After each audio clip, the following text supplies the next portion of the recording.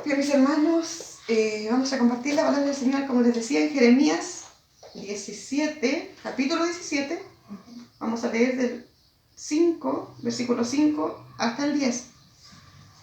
Le damos lectura entonces. Yo tengo la versión en NBI para que lo sepan. Ya.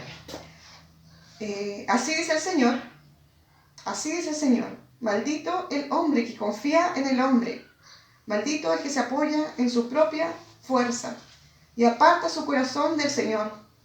Será como una zarza en el desierto, no se dará cuenta cuando llegue el bien. Morará en la sequedad del desierto, en tierras de sal, donde nadie habita. Bendito el hombre que confía en el Señor y pone su confianza en Él. Será como un árbol plantado junto al agua, que extiende sus raíces hacia la corriente. No teme que llegue el calor y sus hojas están siempre verdes. En época de sequía no se angustia y nunca deja de dar fruto. Nada hay tan engañoso como el corazón. No tiene remedio. ¿Quién puede comprenderlo? Yo, el Señor, sondeo el corazón y examino los pensamientos para darle a cada uno según sus acciones y según el fruto de sus obras. Amén. El corazón, ¿ya? El corazón engañoso. De eso vamos a conversar hoy día, a compartir la palabra del Señor, ¿ya?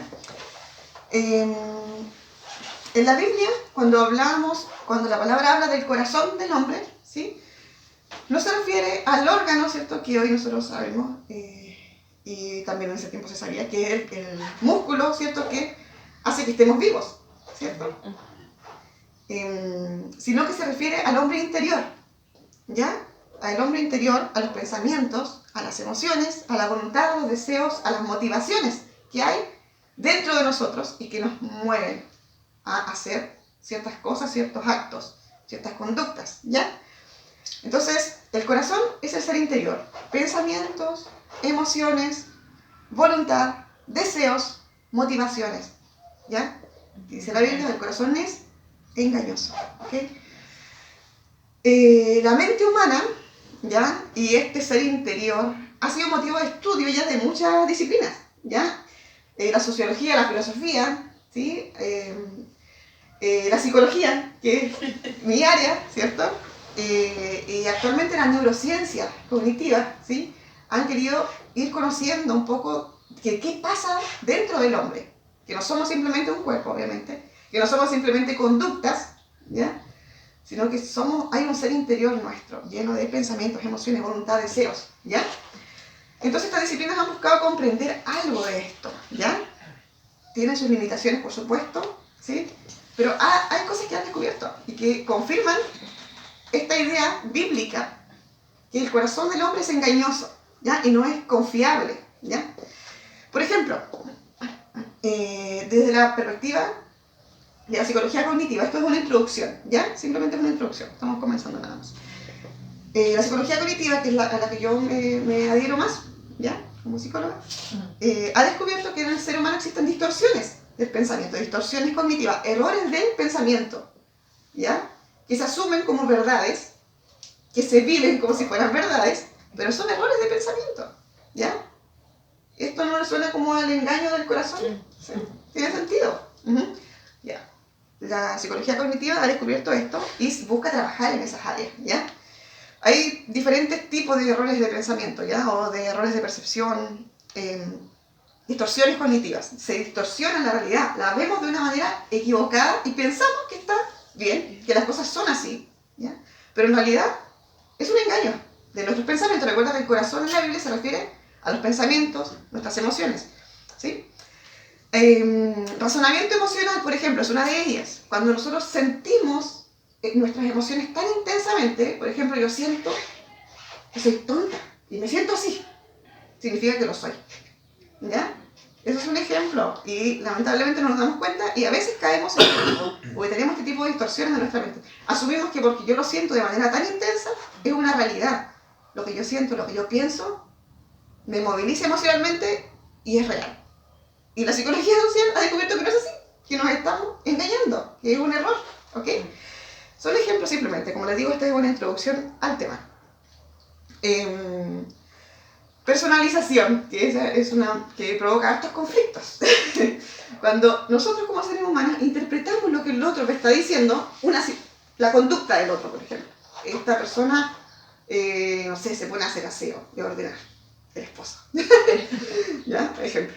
Y la esposa dice, lo está haciendo para molestarme, lo está haciendo porque piensa que yo no lo hago. Y se asume la conducta del otro como que hay algo contra mí, ¿sí? Se personaliza lo que el otro hace contra mí. Y se cree que en realidad es así, ¿ya? Y por lo tanto a veces nos enojamos o interpretamos mal y nos sentimos mal y nos da rabia algo porque lo tomamos personal y no es personal. Pero nuestro cerebro nos engaña, nuestros pensamientos nos engañan y nos hacen creer que en realidad es así la cosa, ¿ya? Pero no es así. Somos víctimas de nuestro corazón engañoso. Nuestros pensamientos se equivocan, no son confiables. Y así hay hartos tipos de errores de percepción, ¿ya? También en la psicología social, y esto se los quiero compartir un poquito porque es bien interesante y se relaciona un poco con el pasaje. Hay sesgos cognitivos, sesgos, que hacen que nuestra mente crea cosas que no son verdad, ¿ya? Y tiene que ver con algo más social, de grupo, ¿ya? Para mí es muy interesante esto, lo quiero compartir, espero que se entienda, ¿ya? Por ejemplo, se han hecho experimentos donde se ha visto que los seres humanos, al estar, se llama sesgo de espectador, al estar siendo espectadores de un evento, no sé, de un accidente o de un problema que alguien tuvo en la calle, mientras más personas hay, nadie hace nada, ¿sí? Todo asume que alguien más tiene que hacer algo. Y se produce este sesgo donde yo pienso que no tengo que actuar y me veo limitada a actuar para ayudar al otro porque hay muchas personas. Y hay tantas personas que realmente se da que cuando hay muchas personas y alguien tiene problemas, nadie ayuda. Porque se espera que otro ayude. Ya. Y hay otro que le quiero compartir y mostrar el ejemplo y el estudio que se hizo, que tiene que ver con el sesgo de autoridad. Cómo las personas somos tan vulnerables en nuestra mente para hacer cosas por obedecer a una autoridad, ¿sí? Aunque esto vaya en contra de mis creencias, mis valores morales, ¿ya? ¿Qué pasó? En la época nazi, ¿ya? Ustedes saben que ocurrieron muchos crímenes, ¿sí? Crímenes, asesinatos masivos, ¿cierto? Por esta ideología nazi, ¿cierto? Entonces se llegó a un juicio de una persona que cometió tortura, ¿ya? Contra otros, ¿ya? Contra muchas personas. Y esta persona alegaba que él solamente seguía órdenes, seguía las instrucciones de la autoridad. Y él mostraba convicción en eso.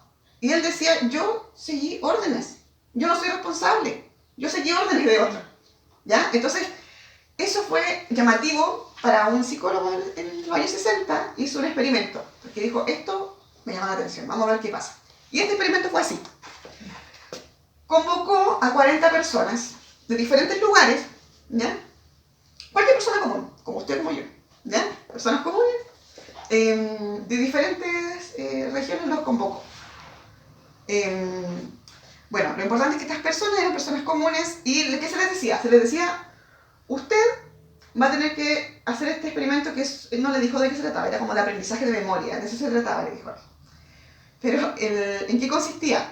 En que había un médico de bata que demostraba ser autoridad, ¿sí? Alguien que sabía, y estaba esta persona que fue convocada y había una tercera persona, ¿ya?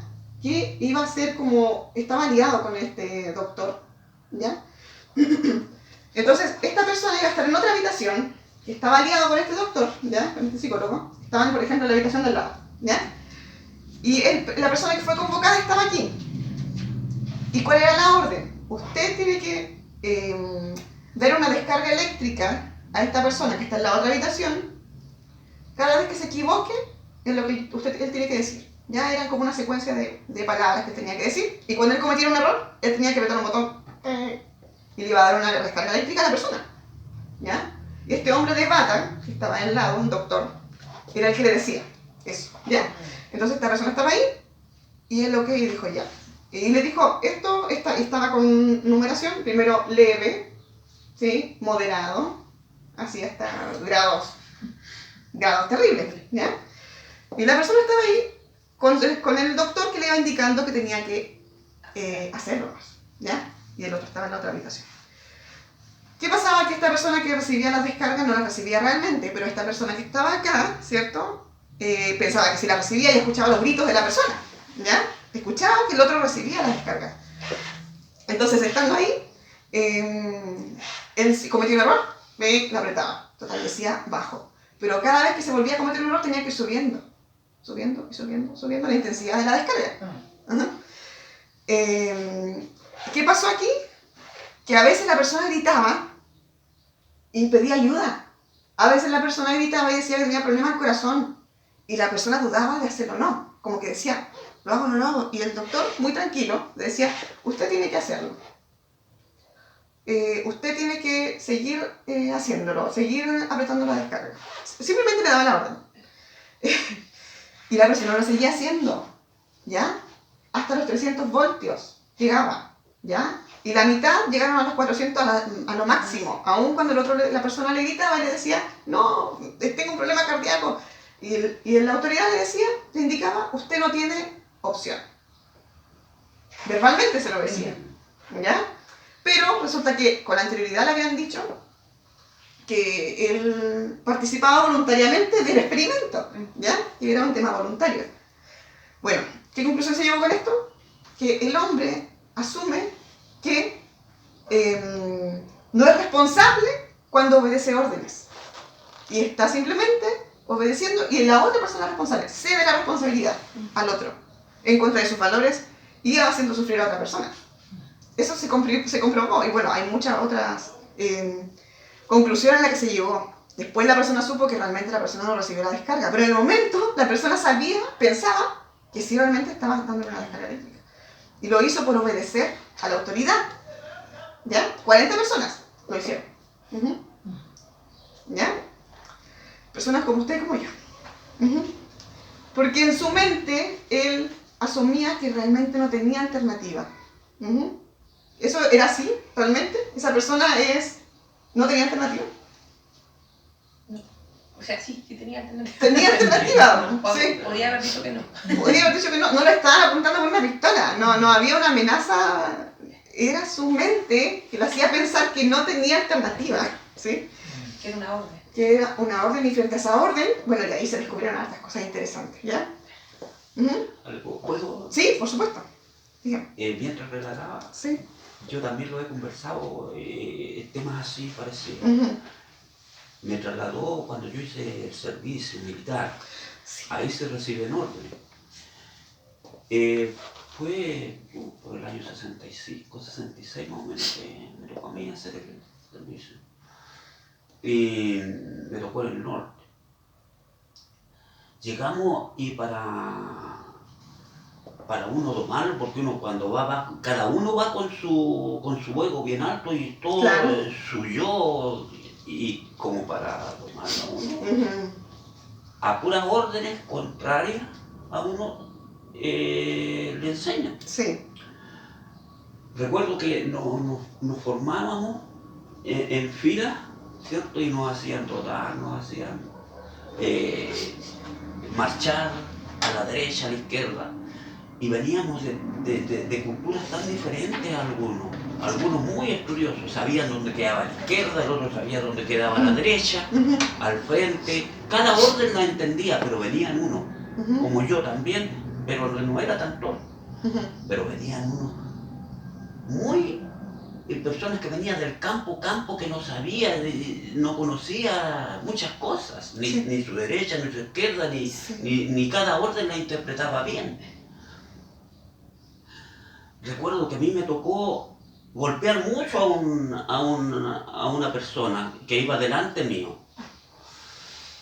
Y al frente, a la derecha, y daban una orden, y cada vez que el tipo que iba delante, mi compañero, se equivocaba, yo tenía que golpearlo. Y si yo no le golpeaba, yo le golpeaba más o menos, me costó de principio golpearlo porque yo no tenía nada por qué golpearlo. Simplemente era una orden que no tenía... Simplemente era una orden, y para mí se me hacía muy pesado tener que golpearlo. Y las primeras veces le hacía, Sí. No, Mm. así me decía, y venía él y me enseñaba a mí, me pegaba una bufetada bien fuerte y casi me sacaba la cabeza. Así tienes que golpearlo. Sí. Golpea. Tenía que golpearlo fuerte, porque era una orden, pero con dolor en mi corazón Sí. y sin querer golpearlo lo golpeaba. Ujú. Y así es terrible. Sí. Pero como era una orden, y si Ujú. yo no golpeaba, me golpeaban a mí, las consecuencias Sí. las asumía yo. Era terrible, Sí. pero sí yo podía Sí. rechazar Y a no recibir las golpearlo consecuencias. y recibir el castigo Sí. yo. Y me Sí. sacaban y me ponían, qué sé yo, a hacer punticodo, Sí. recibía un Ujú. castigo. Sí. ¿Eh? Sí. Entonces, yo podía negarme, Ujú. ¿cierto? Sí. Pero recibía Ujú. Consecuencias. La la consecuencia es consecuencia. claro. Entonces no tenía opción. Uno aprende a no tener opción y hacer lo que, porque era una orden. Claro. No tenía opción. Ujú. Y de ahí estaba justamente Ujú. donde queremos nosotros llegar. Sí. Si hay opción, no hay opción, pero Sí, tiene una consecuencia. Las Sí, y de hecho las conclusiones de este experimento demostraron que las personas con entrenamiento militar eran más propensas a obedecer hasta el final y sin cuestionar. Ya no había tanta lucha ahí interior de decir, no, esto no lo puedo hacer, porque ya habían sido entrenados para obedecer. Claro. Y claro, nuestra manera de pensar va siendo cambiada, y esa es la gracia del servicio militar, cambiar Claro. la manera de pensar, someterla a la autoridad, que es algo creado por los hombres, ¿ya? Por los hombres, seres humanos pecaminosos como lo somos. Ya, gracias hermano por su... que muy Sí, interesante claro. lo que comparte, sí. Bueno, si se dan cuenta, incluso la psicología social, la cognitiva, ¿sí? Confirman que el corazón y los pensamientos son engañosos, ¿ya? ¿Sí? Es así. Y la palabra dice en Jeremías, ¿cierto? Como lo leímos, no hay nada tan engañoso como el corazón, no tiene remedio, ¿quién puede comprenderlo? Yo, el Señor, que sondeo y examino los pensamientos. El Señor lo conoce cada uno de nuestros corazones, ¿sí? Aunque nosotros no seamos capaces de entender cómo funciona nuestra mente, cómo nos está engañando, cómo nos hace asumir cosas que no son obligaciones, cómo nos hace a lo mejor permanecer con las cosas como están y no cambiar, que esto es otro sesgo, como del status quo, de mantener las cosas como están, ¿ya? Porque cambiarlas, no, se siente incómodo cambiar las cosas, es un riesgo muy grande, entonces mejor las mantengo como están. Bueno, estamos llenos de sesgos y de problemas de interpretación. Vamos ahora, comprendiendo esto como introducción, hermano, al contexto histórico. Jeremías. Jeremías viene de una familia sacerdotal, ¿ya? ¿Conocen un poquito de Jeremías? ¿Algo? ¿Sí? Viene de una familia de sacerdotes, ¿ya?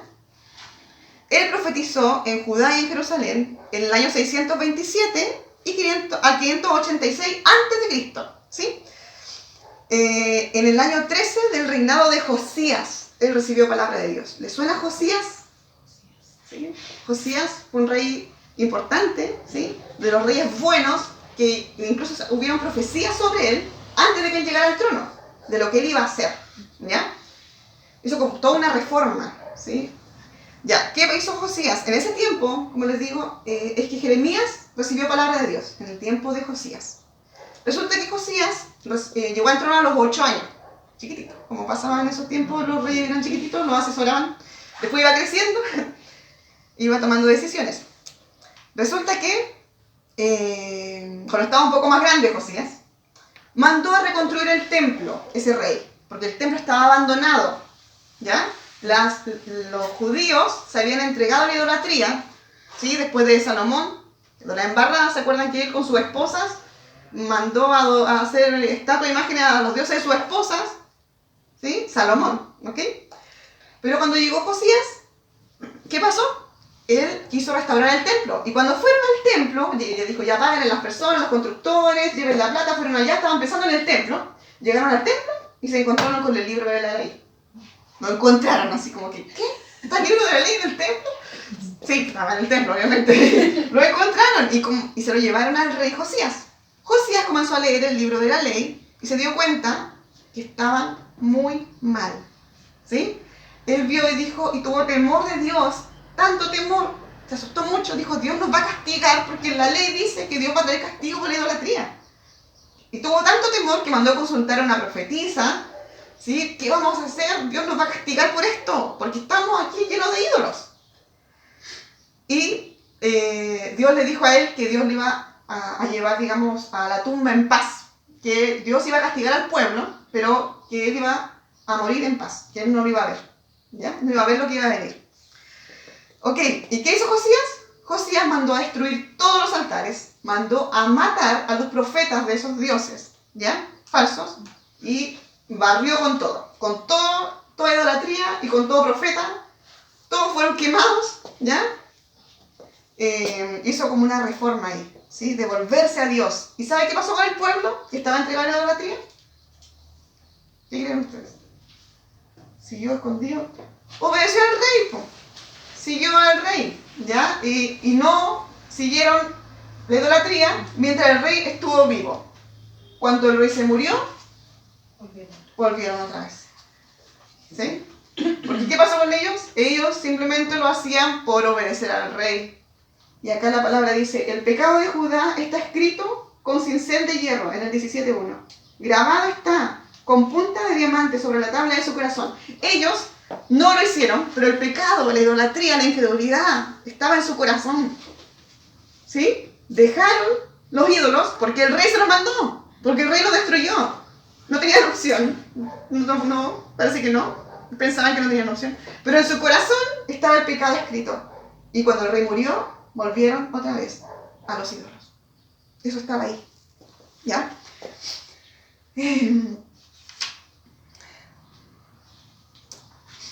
Hay muchas razones, hermanos, que no agradan a Dios, por las que podemos hacer cosas o dejar de hacer cosas. Y eso está en nuestro corazón, las motivaciones por las que hacemos las cosas, ¿ya?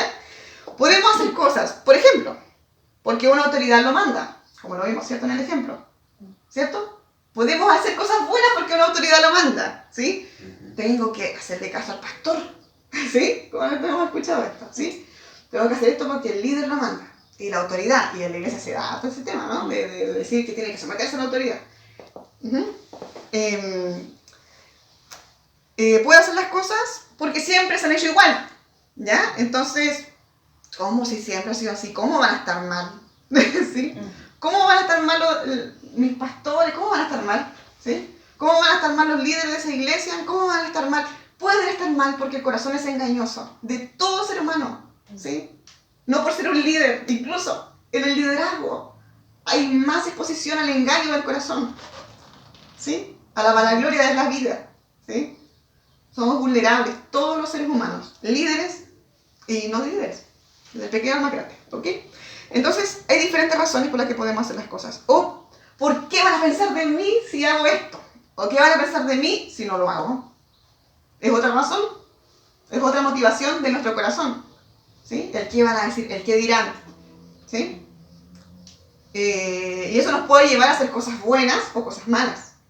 El qué van a decir de mí si yo no hago lo mismo que hacen, ¿sí? Pero no, porque todos lo hacen y qué van a pensar que yo soy muy fanática. Entonces yo tengo que hacer eso mismo que ellos hacen, ¿sí? O en la iglesia todos lo hacen, así que yo también lo hago. Pero en mi corazón, ¿qué hay? ¿Ya? Puede que no haya temor a Dios, puede que no haya amor a Dios para hacer esta acción, ¿sí? Sino simplemente lo hago por otros, por la autoridad, ¿sí? Etcétera. ¿Ya? Hay diferentes motivaciones y Dios conoce el corazón, que es engañoso. Las motivaciones están en nuestro corazón, como dije. Cuando la Biblia habla del corazón, habla de los pensamientos, las emociones, las motivaciones, ¿sí? Todas esas cosas que nos mueven a actuar. Y están en nuestro corazón. Y el corazón es engañoso. Puedo hacer las cosas. Miren, puedo hacer muchas cosas. La Biblia dice, ¿cierto?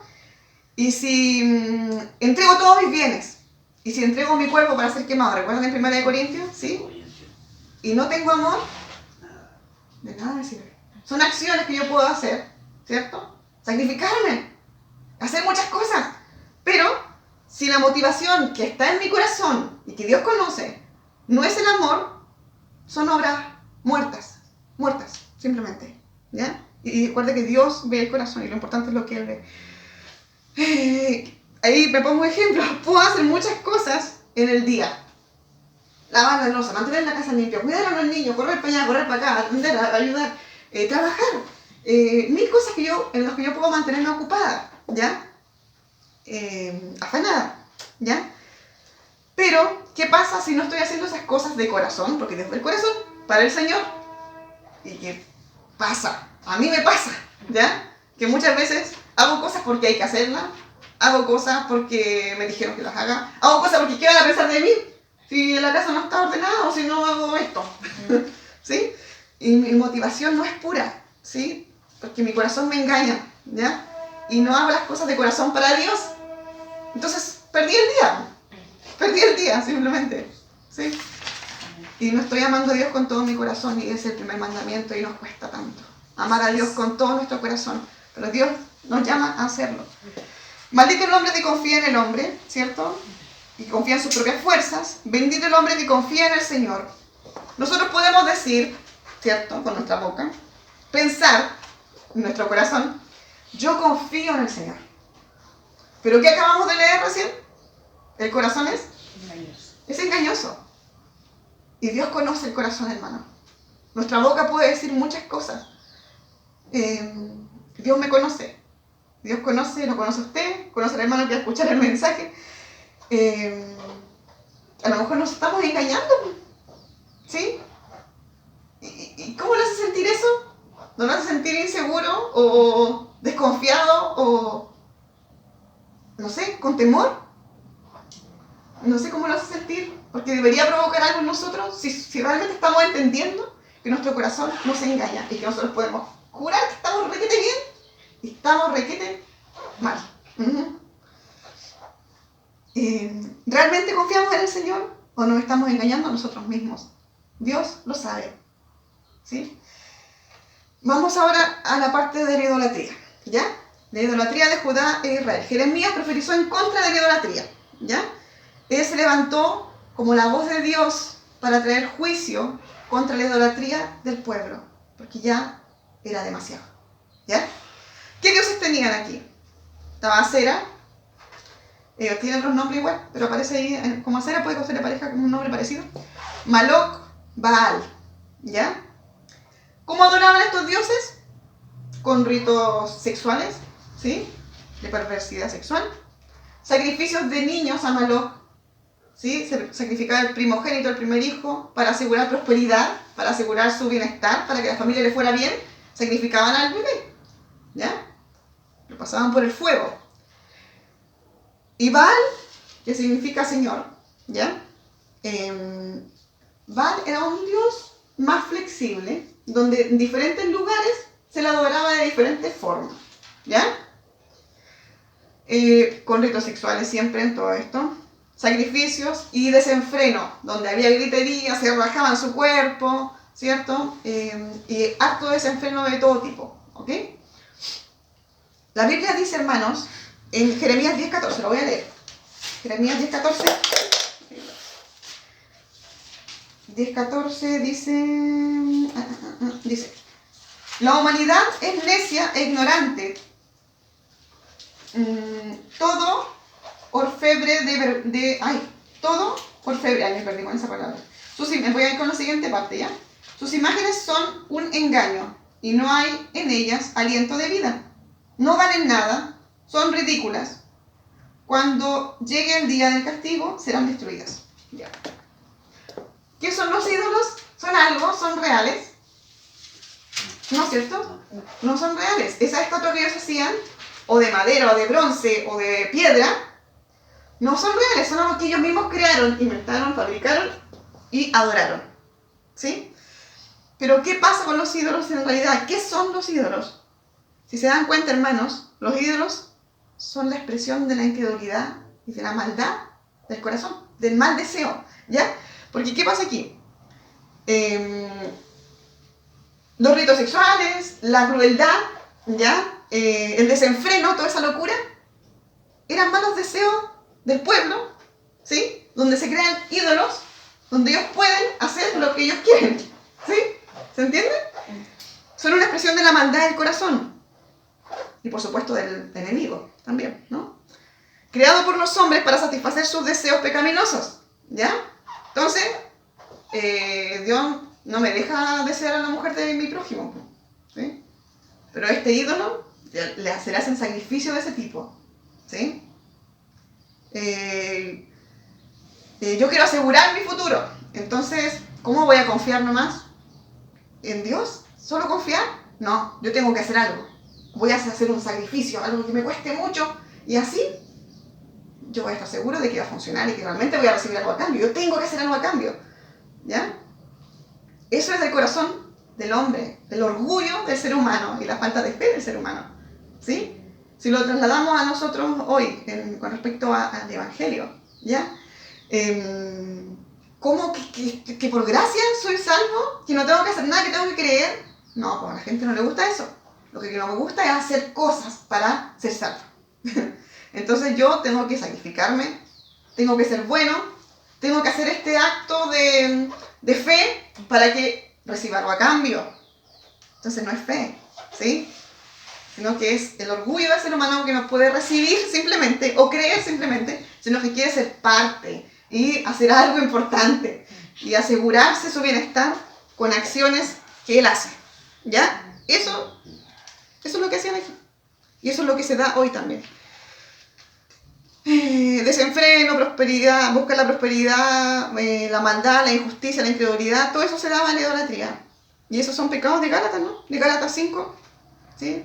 Y ya aparecen y lo vamos a buscar. Porque vamos a darnos de frente con esta lista. Gálatas 5, 19.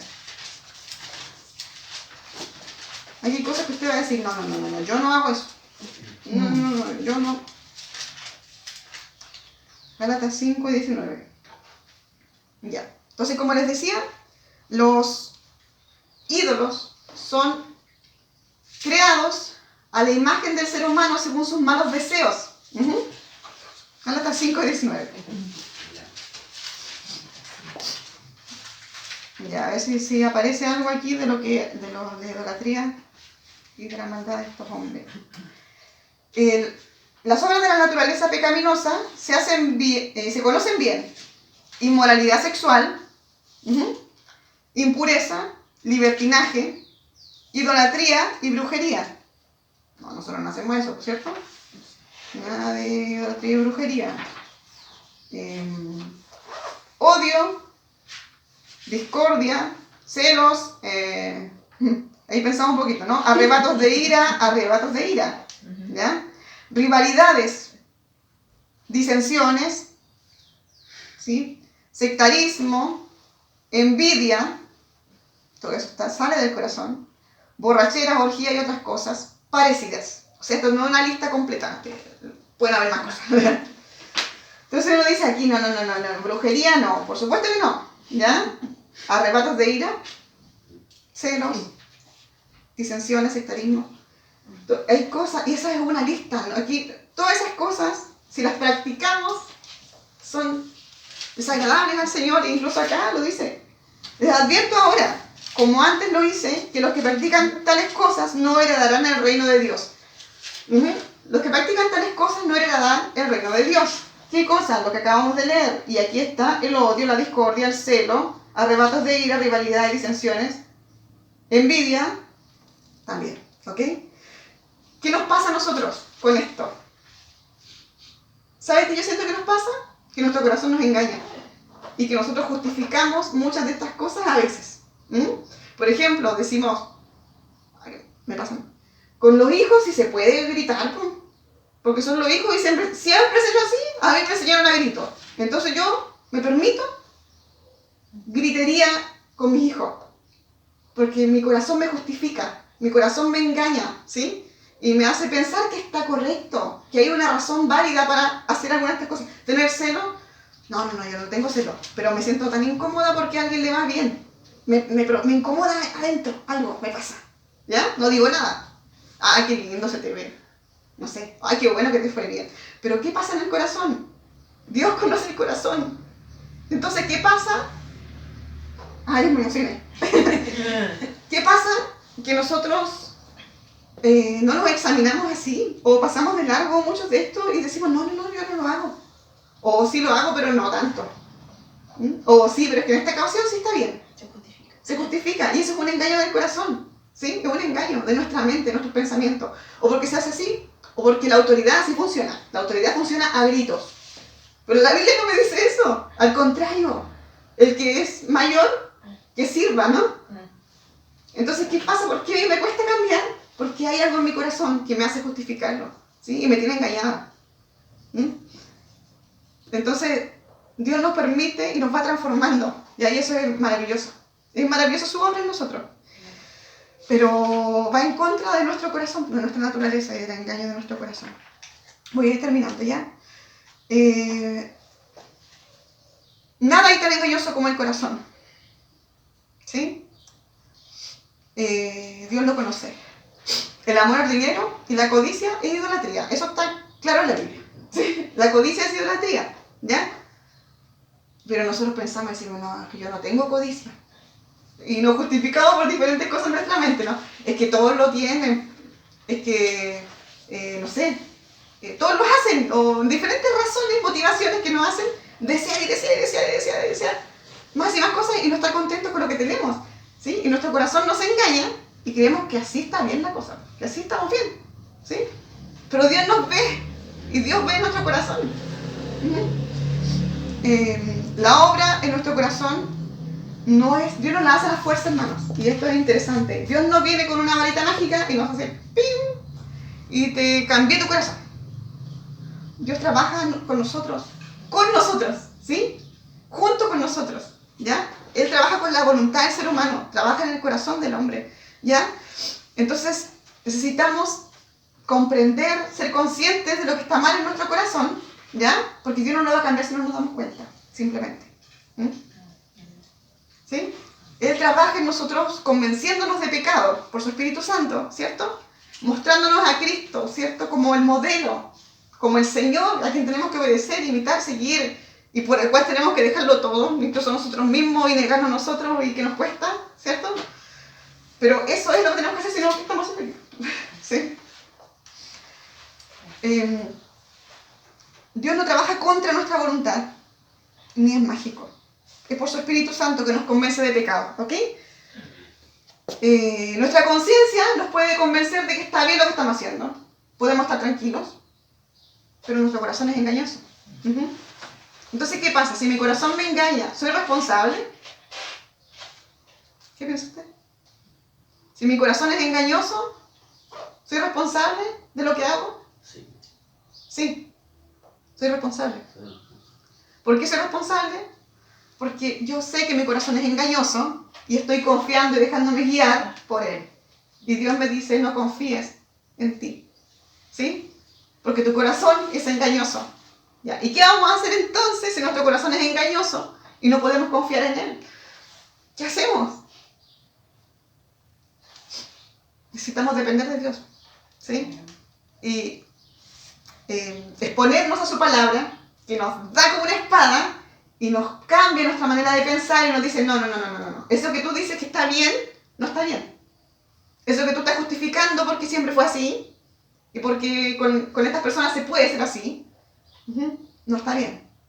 Y vamos y oramos al Señor y lloramos por nuestro pecado, nos arrepentimos y el Señor nos va transformando. ¿Sí? Nuestra mente puede ser transformada porque si somos hijos de Dios, nuestra mente es transformada. Estamos en ese proceso, pero debemos cuidar nuestro corazón, no confiar en nuestro corazón, ¿cierto? Dios conoce el corazón. Bueno, Sí, claro, dígame. todo tiene que ver mucho con la tentación. Sí. Tiene que ver mucho con la tentación, porque por eso nos llama a estar preparados. Sí. A nosotros los cristianos, los que dependemos de Dios y decimos que dependemos de Dios, tenemos que tener conocimiento de Él para saber lo que es bueno y lo que es malo. Sí. Y no llevarnos por los sentimientos del corazón. Sí. Porque si entendemos, en una parte la palabra dice que este pueblo solo de labios me honra. Sí. Y el pueblo tiene la disculpa porque le falta conocimiento, ¿cierto? Por claro. falta de conocimiento. Por eso es que se nos llama a estar siempre alerta y saber qué es bueno y qué es malo que nos dice la Biblia. Sí. Nos llama siempre a estar preparados, porque de la tentación, ¿cierto? La podemos tener todos. Sí. Todos Sí. tenemos. Pero sabemos a qué parte nos dirige ese pensamiento o esa cosa y tenemos que saber determinar. Como empezamos al principio, ¿cierto? La orden. La orden que se nos da, la orden que nos da el corazón. Si es beneficiosa, si no es beneficiosa, eso nosotros lo sabemos. Pero como nos dejamos llevar por lo que a nosotros, por los deleites de nuestro corazón en ese momento, ¿cierto? Por lo que nos lleva a hacer, es que nosotros tenemos que tener límite, porque de la tentación al pecado Sí. hay Sí. un paso muy frágil. Sí. Y por eso yo digo que tiene todo que ver más o menos, Sí. que nos impulsa es la tentación. Sí. Y tenemos que tener conocimiento Sí. de lo que es bueno y de lo que es mal momento. Y como le dije, por el conocimiento. Tenemos que tener conocimiento de lo que es bueno y lo que es malo, con respecto a lo que nos interesa, Sí. que es lo espiritual, ¿cierto? Del conocimiento palabra, de Dios, de la sí, palabra. Sí, así es. Gracias, mi hermano. Es muy cierto. Y cada uno es tentado, como dice la palabra, ¿cierto? De acuerdo a su corazón, a lo que su corazón se inclina. ¿Ya? Todos somos diferentes, incluso diversidad de tentaciones, diversidad de todas. ¿Ya? Entonces, diversidad de debilidades. ¿Ya?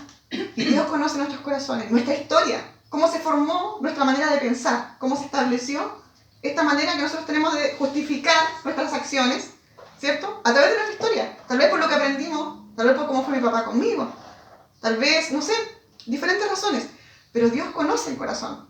Independiente de cómo se armó este engaño que cada uno tiene en su corazón, ¿cierto? Dios lo conoce, Él lo examina y Él lo juzga. Él lo juzga con justicia, ¿ya? No como nosotros no conocemos el corazón. Lo podemos intentar. Podemos reconocer ciertas cosas y Dios nos puede mostrar, porque Él trabaja con nosotros también con nuestra conciencia. Él nos muestra el pecado, Él nos muestra el engaño de nuestro corazón. Pero 100% solo Él lo conoce, ¿sí? Solo lo sondea profundamente. Bien, mis hermanos, yo les animo igual en el Señor porque en Cristo tenemos la esperanza, ¿sí? La esperanza. Pablo gritó, ¿quién me librará de este cuerpo de muerte? Soy un miserable, ¿sí? Porque queriendo hacer lo bueno o lo malo. Y está esa lucha. Y dice, gracias doy al Padre por Jesucristo, nuestro Señor. Él es el que nos da la salida, el que nos da la esperanza, el que transforma un corazón, ¿sí? Que se justifica y que es engañoso. Así que, hermano, ese es el mensaje. Que Dios les bendiga a cada uno de ustedes. Vamos a orar acá.